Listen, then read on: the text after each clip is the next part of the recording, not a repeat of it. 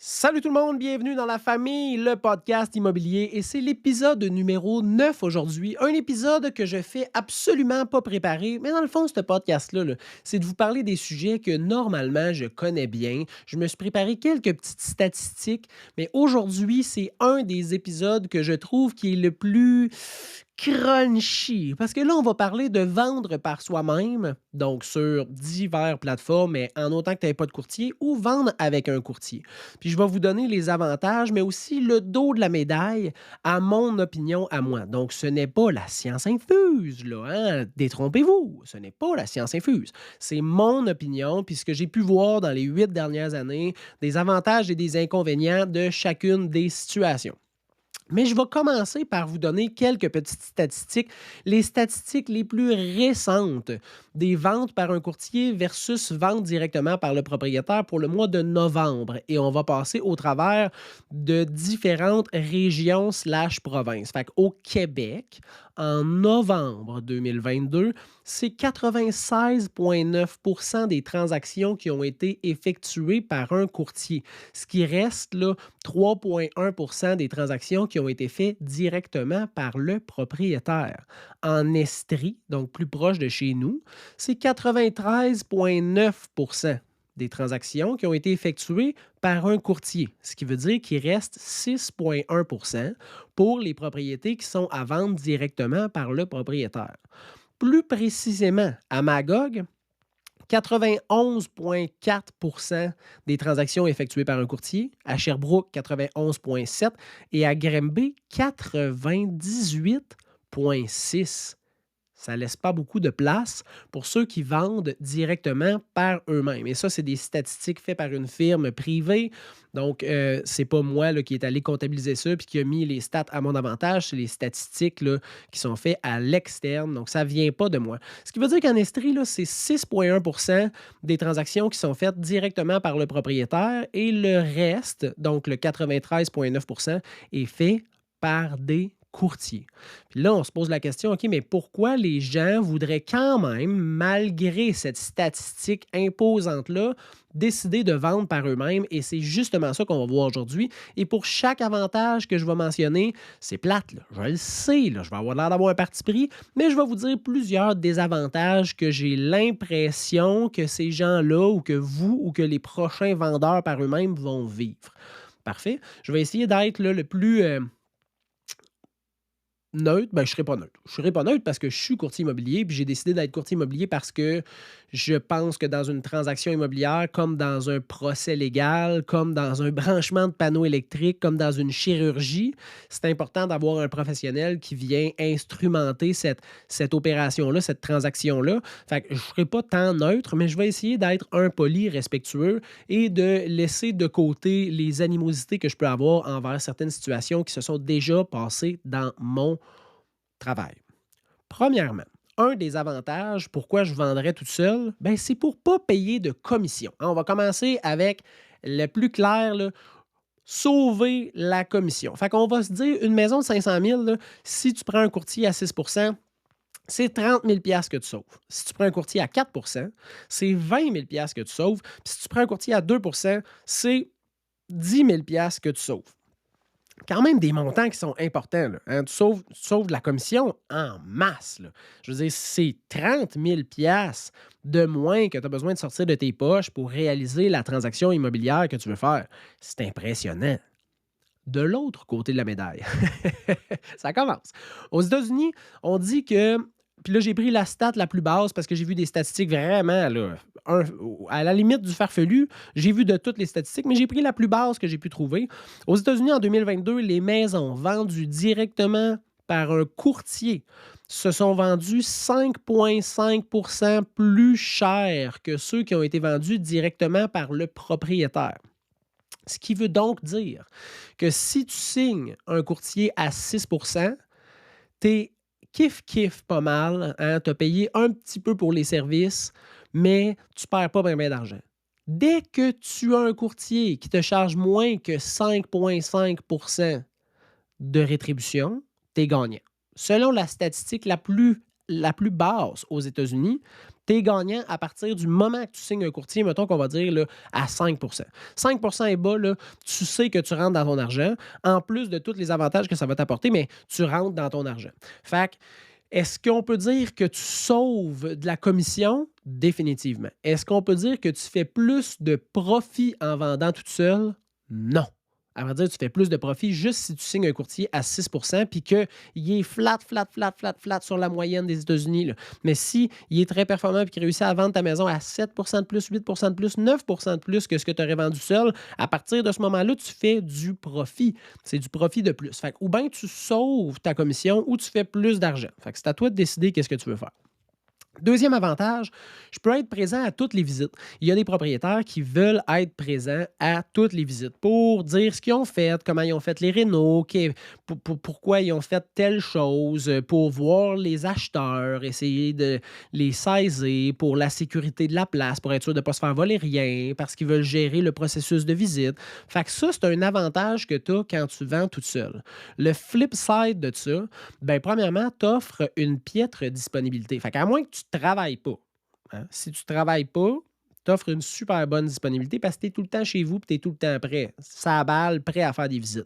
Mais si tu travailles, mettons, de 9 à 5, ça veut dire que du lundi au vendredi, de 9 à 5, tu ne peux pas faire visiter.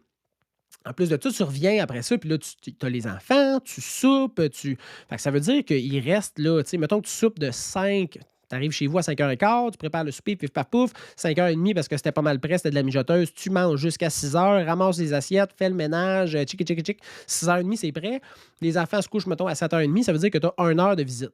Fait que du lundi au vendredi, tu as de 6h30 à 7h30 pour faire des visites. C'est une piètre disponibilité possible. Quand tu fais affaire avec un courtier immobilier pour vendre ta maison, premièrement, ton courtier travaille temps plein, fait qu'il est tout le temps disponible pour faire visiter. Les autres courtiers qui ont des acheteurs, ils n'ont pas besoin que ton courtier soit là pour faire visiter, fait qu'eux peuvent venir visiter n'importe quand que tu n'es pas là super facilement, les fins de semaine, les soirs et la semaine de jour. Donc, l'éventail de possibilités au niveau de l'horaire là, est définitivement plus grand. Deuxième raison pourquoi je pense que c'est pas un avantage d'être présent à chaque visite, c'est que ça brise la communication.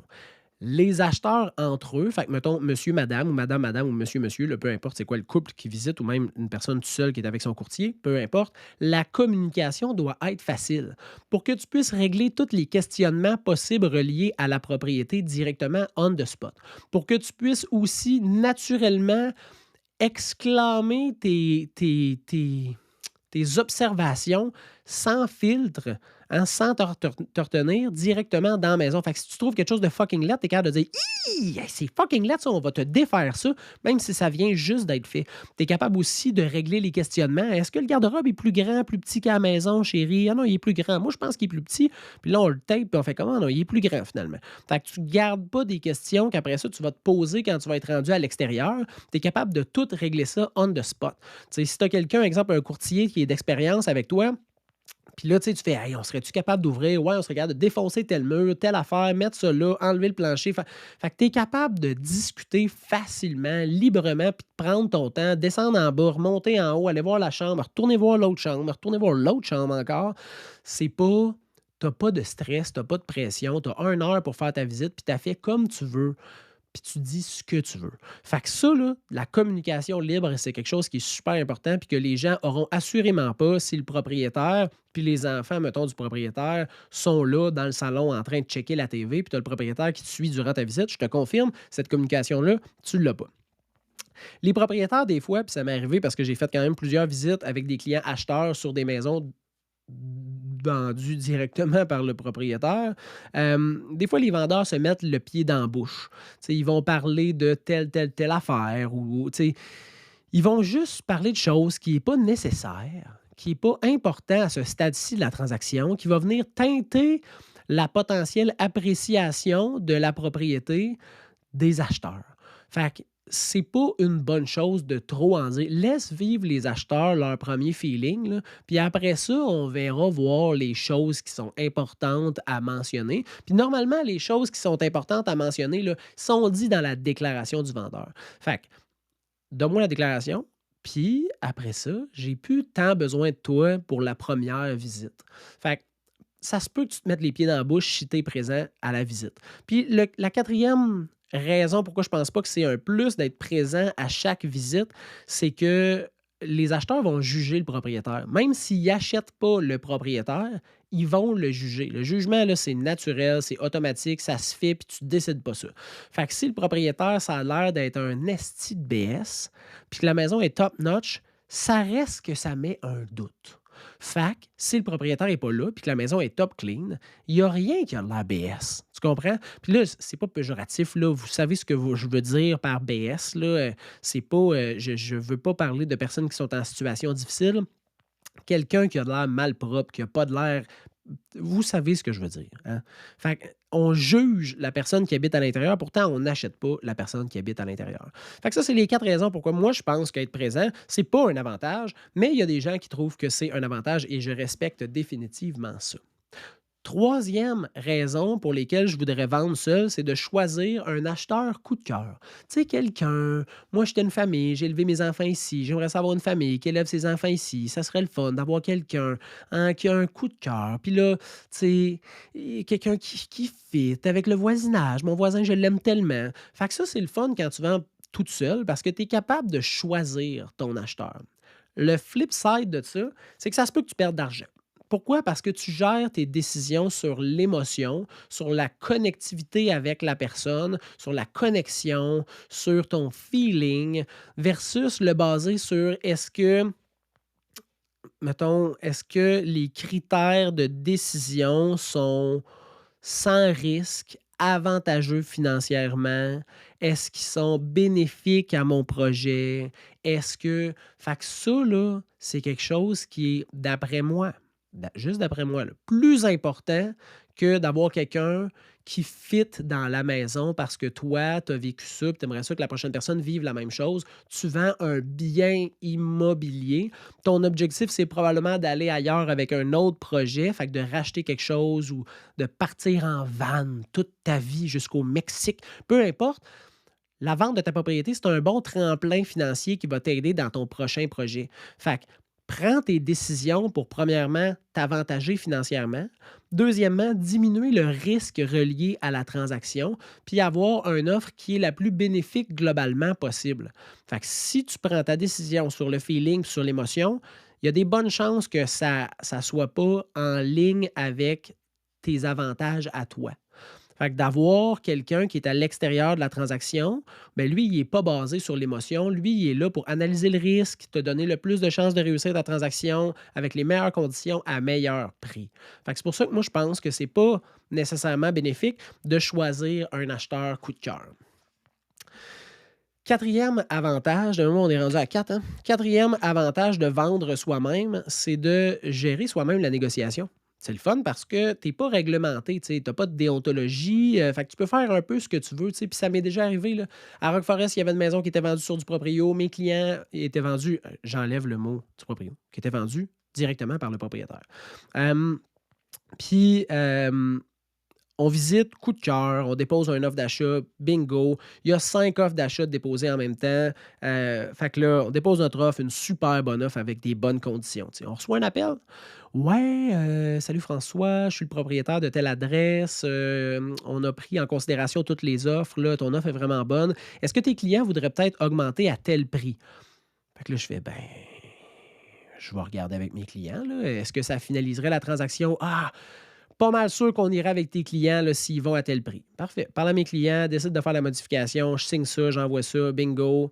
Il me rappelle 25 minutes après. Hey, François, je suis désolé de te déranger, je me sens vraiment mal, mais là, tu sais, j'ai dit à un autre client, tu sais, que finalement, j'avais tel prix, puis ils ont monté leur prix. Mais là, si tu es capable de monter à tel prix, hein, plus élevé, on irait potentiellement avec toi, là. Tu sais, là, je pense pas qu'ils vont remonter, là. Là, j'étais de même. Sacrement. Je suis d'un encan, moi? J'ai-tu un chapeau de cow-boy? Tu parles-tu vite? Qu'est-ce qui se passe? Tu sais? Tu peux pas dire mon prix, pogner mon prix, aller voir l'autre, il dit tu me montrais-tu de 5 000? Finalement, il monte de 5 000, revenez me voir. Là, on a 5 000 une fois, on a 5 000 deux fois, on a fait ça. Oh, oh, on a 10 000 une fois, on a 10 000 deux fois, on a 10 000 trois fois, qui est prêt avec. Non, c'est pas un encan. Mais sur la vente directement par le propriétaire, ben vous n'êtes pas réglementé, fait qu'on peut faire ça.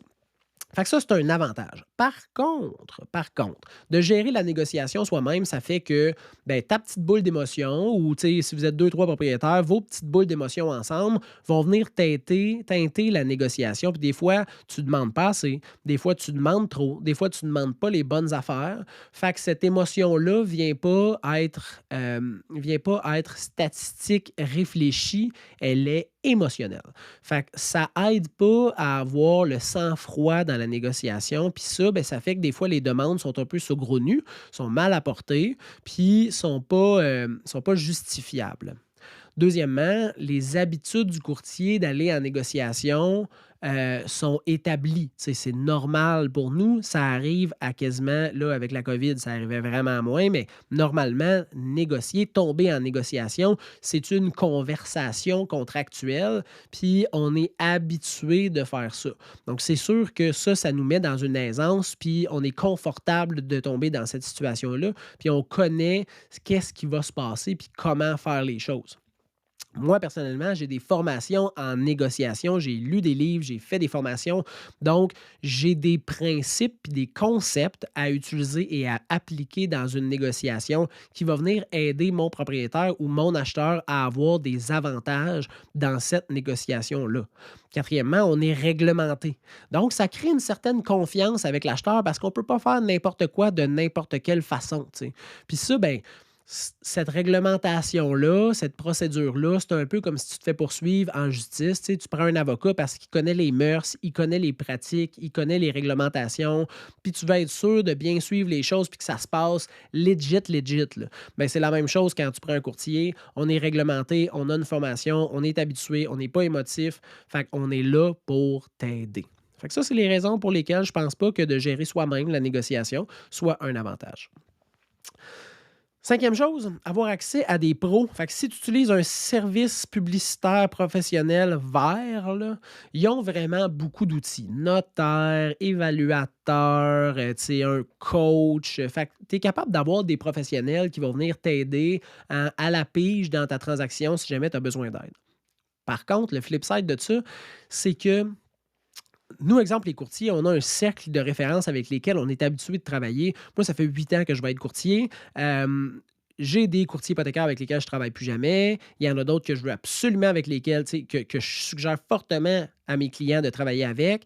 Même chose pour les notaires, parce qu'on a eu des bonnes transactions, on a eu une bonne, tu sais, une bonne expérience, puis on le sait que ça va bien se passer. En plus de ça, on a une communication facile avec ces professionnels-là, ce qui veut dire que tout le long de la transaction, de la réalisation des conditions, on va être capable d'avoir un échange de communication simple, efficace, puis on va être capable de trouver des solutions si jamais il y a des embûches avant même que les embûches arrivent.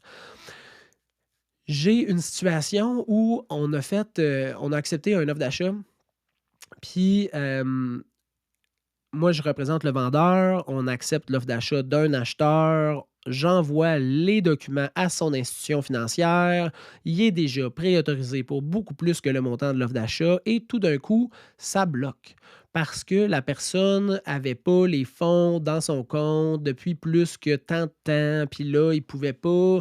Bref, c'était compliqué.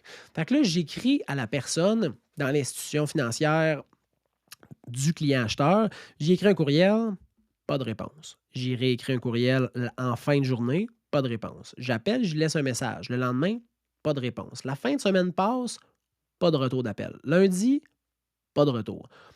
Cette personne-là a déjà travaillé avec moi dans un autre emploi, fait que je la texte sur Messenger, que je fais pas normalement, mais tu sais, elle me dit: «Ouais, il faudrait que tu parles avec ton client, je peux pas parler avec toi». Sacrement, j'appelais juste pour trouver une solution pour éviter à ce client-là, qui a fait des démarches avec vous, d'aller dans une autre institution financière pour obtenir son approbation. Tu sais. J'essaye de vous aider d'obtenir une hypothèque de plus. Je vous apporte de la business et je sécurise la business chez vous. Du coup, je sécurise ma transaction. Impossible. Fait que ce bris de communication-là, cette difficulté de communication-là, là, c'est quelque chose que je ne vis pas quand c'est des gens que je réfère. Une autre situation, juste pour que tu comprennes à quel point c'est important de faire affaire avec des gens qui se connaissent puis qui ont l'habitude de travailler ensemble. J'ai un client, on close une transaction, ça se finit, pif paf pouf, là, tu sais, tout est fait, il reste juste le notaire. J'y envoie la suggestion de 3 notaires, dont un, tu sais, que je fais comme, tu sais, la majorité de mes clients, 80 de mes clients passent avec ce notaire-là, puis il est vraiment bon. Moi, personnellement, c'est lui que j'utilise pour tout ce que je fais qui a besoin d'un notaire. J'ai jamais eu de mauvaise expérience. Je te le conseille fortement. Puis souvent, j'ai eu des bonnes expériences où il m'a sauvé les fesses, là. Tu sais, là, il a trouvé des solutions de spot, des petites affaires de dernière minute, puis il est capable de me donner un bon coup de main. Non, décide d'y aller avec un autre notaire. Ben, check bien ça. À matin, direct là, à l'heure où on se parle, là, au moment d'enregistrement, là, mon client est supposé d'être chez le notaire pour signer son acte de vente. Et malheureusement, il ne peut pas être là et sa transaction est delay, là, est repoussée jusqu'au 28 décembre. Aujourd'hui, on est quoi? On est le 20. Donc, 8 jours plus tard, parce que le notaire, malheureusement, il n'est pas prêt. Il a donné les mauvaises instructions à l'institution financière, il n'a pas reçu les fonds, donc il ne peut pas procéder à la vente parce que les fonds ne sont pas dans son compte. Ça, là, c'est quelque chose qui n'est pas supposé d'arriver. Puis c'est plate parce que j'ai fait la suggestion, tout allait bien, on a choisi d'aller avec un autre notaire, on avait top confiance, puis là, tout le monde subit cette mauvaise décision-là qu'on ne savait pas d'avance. C'est pas la faute de mon client, là, tu sais, là. Mais l'acheteur peut pas acheter, hein. Le courtier de l'acheteur du vendeur est obligé de dire à son vendeur qu'il ne peut pas passer chez le notaire. Le vendeur ne peut pas vendre. Faut qu'il garde son prépond pour sa nouvelle acquisition plus longtemps. Il y a des frais associés à ça. Toute cette merde-là aurait pu être évitée en faisant affaire avec un professionnel avec lesquels on a l'habitude de travailler, puis on sait que tout va bien se passer parce que les procédures sont en place pour que ça se passe bien. Fait que d'avoir accès à des professionnels, c'est une chose, mais d'avoir accès à des professionnels qui se communiquent tout ensemble et qui prennent en charge les responsabilités de trouver des solutions si jamais ça accroche, ça, c'est super important. Puis c'est pas quelque chose que tu as accès quand tu fais affaire directement avec une compagnie de publicité qui t'offre des professionnels à la pige. La dernière avantage, pourquoi je vendrais seul, ben, tu peux mettre des conditions pour que les acheteurs viennent visiter. Genre, mettons, tu ne viens pas visiter si tu n'as pas de préqualification, de préautorisation hypothécaire, qui est une chose intéressante d'un autre situation, d'un autre point de vue, c'est un peu de la merde. Je t'explique pourquoi. Premièrement, plus que tu as de visites, plus que tu as de chances de vendre. Fait en refusant des visites, tu réduis ta probabilité de vendre. Puis là, tu me diras, ouais, mais quelqu'un qui n'a pas le cash pour payer, je ne veux pas qu'il visite. S'il n'a pas sa préautorisation, ça ne veut pas dire qu'il n'a pas le cash pour payer. Ça veut juste dire que malheureusement, il n'a pas encore sa préautorisation dans ses courriels. Mettons, je te donne un scénario, là, un multimillionnaire qui vient acheter un pied-à-terre à Sherbrooke parce qu'il aime donc Sherbrooke puis les cantons de l'Est, n'aura pas une préqualification hypothécaire. Hein? Il s'en contrebat les couilles parce qu'il est multimillionnaire. Fait qu'il n'a pas besoin de savoir je peux-tu acheter la maison. Il va acheter la maison parce qu'il a clairement les fonds. Fait que lui, il n'est pas prêt, mais il sait que ça marche. Fait que, évidemment, quelqu'un qui a une préautorisation hypothécaire, ça démontre une certaine préparation, un certain sérieux, une certaine capacité financière.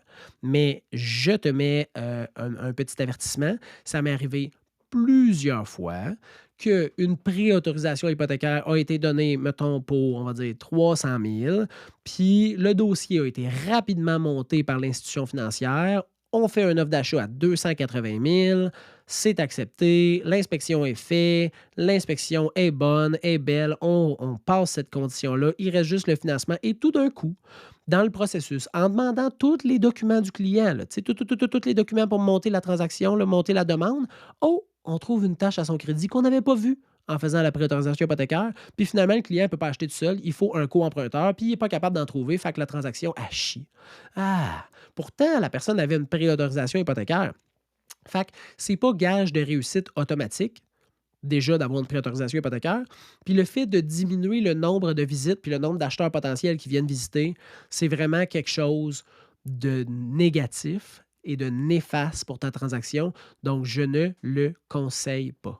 Fait que Les 6 avantages, là, tu sais, là, qui est de sauver la commission, d'être présent à chaque visite, de choisir son acheteur coup de cœur, de gérer soi-même la négociation, d'avoir accès à des professionnels à la pige, de pouvoir décider de mettre des conditions pour visiter. Quand tu réfléchis à ça, puis tu pousses un peu plus la réflexion, puis tu regardes là, l'envers de la médaille, tu trouves que finalement, c'est peut-être pas la meilleure des décisions. Puis c'est potentiellement pour ça qu'il y a 96,9% des transactions en novembre qui ont été conclus par un courtier parce que les gens se sont rendus compte que ben, la meilleure alternative pour moi, c'est assurément de prendre un professionnel pour m'aider.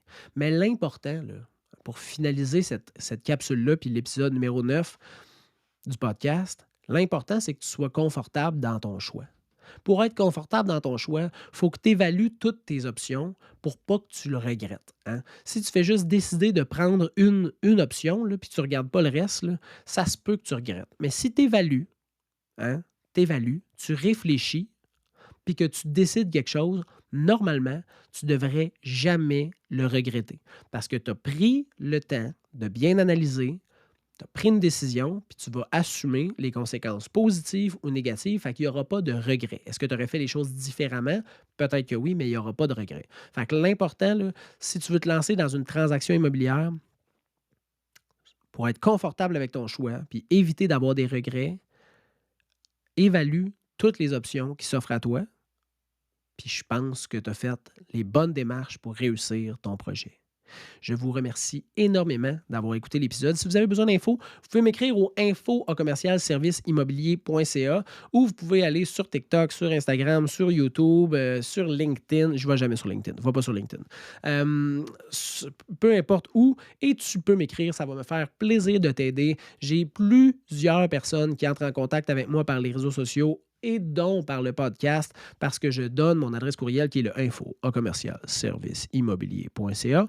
Et ça va me faire un grand plaisir de vous aider et de vous donner un coup de main. On se revoit pour l'épisode 10 de la famille, le podcast immobilier. Et si on ne fait pas l'épisode avant Noël, je vous souhaite un très bon temps des fêtes. Amusez-vous en famille, profitez-en, décrochez, allez jouer dehors, faites du ski, faites un bonhomme de neige le jour où on va avoir de la neige et profitez-en. Merci d'avoir été là et on se dit à la prochaine.